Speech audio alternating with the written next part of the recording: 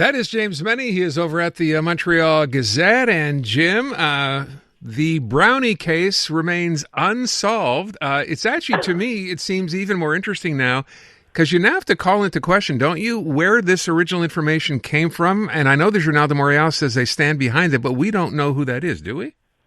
No, we don't. And to be frank with you, even though it's the 21st century, Aaron, I don't see that much. And believe me, I'm not going to bat automatically, knee jerk for the Journal. But we've had cases in the past where sources have been, their voices have been disguised if they're on the radio, or their features have been blacked out if they appeared on TV. And you have to ask yourself the question, why? How would it profit the Journal de Montréal to engage in this, especially if it was something that could be so easily proved to be false? Right. The thing is, they're not saying it's false. What they're saying is, and this is what really gets me here, because when you look at UPAC, which is, as far as I'm concerned, how can I put it? How can I put this that I can say on the radio? A law enforcement agency that has hardly covered itself in glory since it was first put together. Okay. UPAC, back in the day, I remember, I'm sure you do as well, you call them up, are you guys doing this? We cannot confirm or deny that we are investigating A, B, C. And the thing is, they came out and they said, yeah, we're investigating this, which I thought was a bit odd because right off the bat, and of course it got leaked that they were questioning people, including Mauro Rizki and other people who were involved in this entire series of allegations. But the thing, as has been said by many critics of the Liberal Party, when UPAC's involved, it's criminal. And you're thinking, okay, well, let's see what they got. And what the story in La Presse is telling us today, even though there's a certain amount of glee saying that, their competitors is sort of like, it's their word against it. And what they're saying is UPAC is saying, well, could you tell us who your sources are? Because we can't figure it out. And you have to ask yourself at that point, well, maybe guys, you want to look at a different angle on this whole thing, maybe talk to human beings as opposed to trying to chisel out. Like it's been suggested that the montage of text that we saw was in fact not a sort of like, a live chronology of the text being exchanged. A lot of unanswered questions there, a lot of unfinished investigations going on. But I tell you,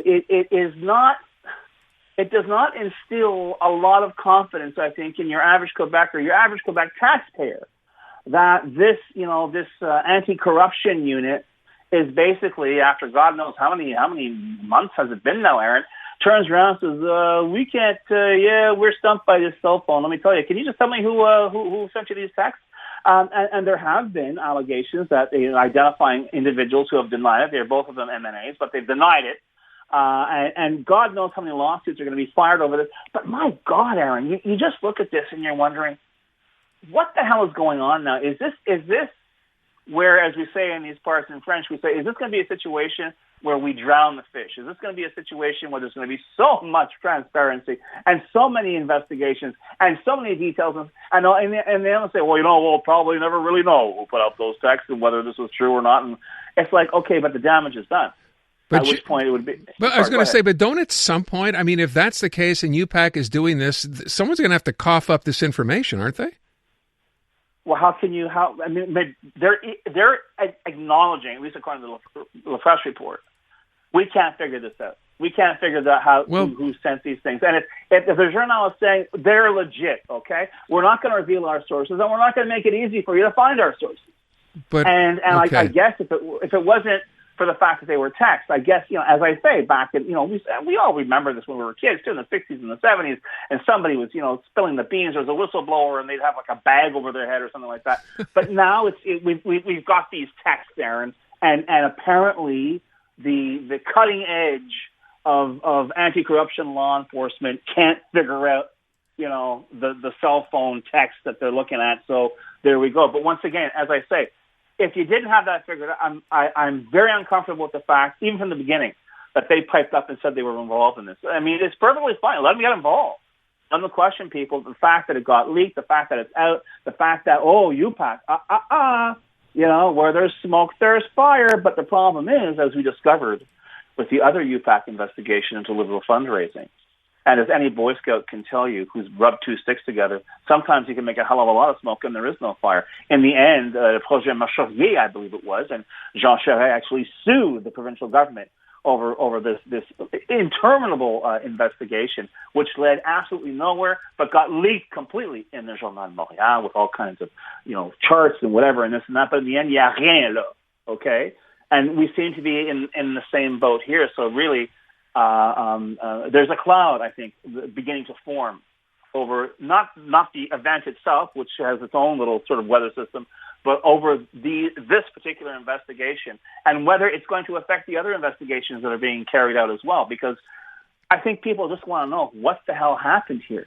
And it's becoming increasingly and uncomfortably apparent that perhaps we'll never know what the hell happened. Yeah, I'm bothered by that. We'll never know. I mean, at some point, UPAC's going to be able to go to court, I would guess, and simply say to the Journal, tell us who gave you these, tell us where they came from, or someone's going to risk going to jail. I'd be very surprised if any judge would back that up, Aaron. Forcing a news organization to give up their sources or face jail. I mean, if it's a matter of proving if there's a libel suit and you go into discovery and you have to say, well, where did this come from? That's one thing. But to go in and for, I would guess, criminal investigation, turn around and tell a newsroom, where did you get your sources? I know there are parts of the world where this may happen, but it hasn't. Okay. It doesn't happen here, and it won't happen yet, and I hope it never does happen. I understand what you're saying, and I didn't mean it in that way. I mean, we're not living in communist Russia or China here, but I'm thinking if you're Pablo Rodriguez, for example, right? This cost you, and I guess he can sue civilly, right? So maybe that's the next step here. But I got to imagine that's where this got to end up one day. Oh, I would. I have no inside knowledge, Aaron. But I would tell you, I would respectfully submit that Mr. Rodriguez is watching this like a hawk right now, because there was a lot of damage done to his reputation. There was a lot of damage done to the reputation of people involved in this. And if this turns out to be, once again, that's why I'm saying there's UPAC and there's everything else. But if this turns out to be unprovable or as we say in some forms of justice, not proved, well, you know what? I think it's you're going to see a lot of people lawyering up and filing civil lawsuits. All right, let me get to the other story. Of course, the big story today, all these power outages. I know that Hydro's working hard. I think the number we started was over 300,000 this morning. That number now, if I do a refresh, is actually down to 172,000, but a lot of them still affected here on the island. 1,200 homes still out of power here. Jim, this is one of those here we go again deals. And the problem is, it's not the storm of the century. This is the new normal. It's not even a new normal. It's the old normal. Everyone knows about this. Everyone knows that when there's a big windstorm, are we going to get hit? I was lucky insofar that my power flickered. My power blinked at about 10 o'clock this morning. I got a notification from Hydro saying, your power's been restored at your address. I hadn't really noticed it was gone. But as of 3 o'clock this afternoon, I have been without Wi-Fi, and I'm expecting, given the amount of devastation in my particular area, I'm not going to be seeing that Wi-Fi coming back for quite some time. But the fact is, there's got to be a way around this. There's got to be a way to somehow strengthen our Fabergé egg-like distribution system for the power grid, because when you have 300,000, at its height, about 320,000 homes, that's more than 1 million Quebecers, Aaron. That is not a bunch of people, just a bunch of Karens just whining, but I have no power. We can't keep seeing this going on every time the wind picks up. And while we're on the subject, my friend, you and I were talking a little bit about the alert system used by Environment Canada.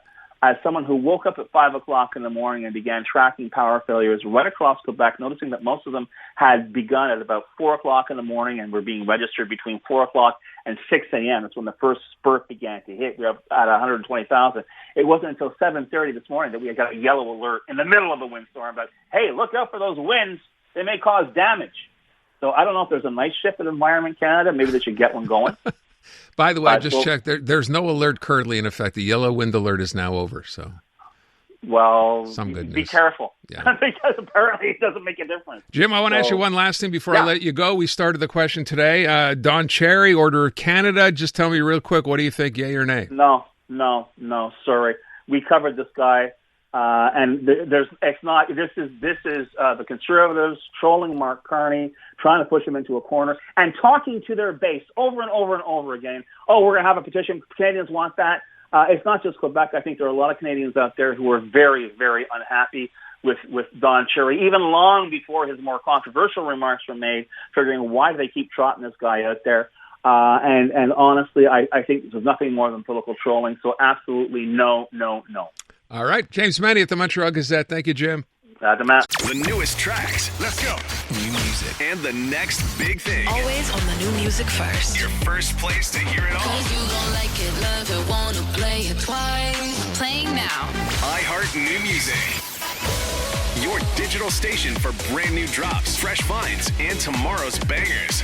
I think we need something new. Discover iHeart New Music. Always fresh, always first. Stream now on the free iHeartRadio app.